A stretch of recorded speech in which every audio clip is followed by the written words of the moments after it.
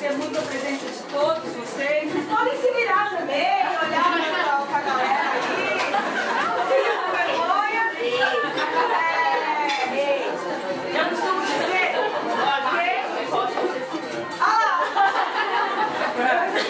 uma vez, eu fiquei muito preocupada, eu estava de costas para uma senhorinha assim, mas eu não tinha visto, né? E aí, nossa, perdão, minha senhora, não sei o que. Ela falou para mim assim, perdão, anjo, não tem costas. Não, quem me achou? Flores e cravos.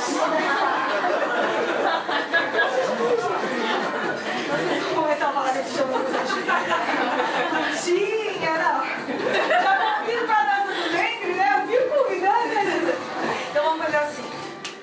Agora, sério, vocês sabem que eu sou muito palhaça, mas gostaria de agradecer muito a presença de todos. Eu sempre falo que a gente vive num triângulo amoroso. O intérprete, o bailarino e a sua criação, né? Certo? Se não tivéssemos vocês para apreciar, não existiria arte. Eu não conversaria, eu não poderia falar aquilo que está dentro de mim, em movimentos, se não existissem vocês aqui.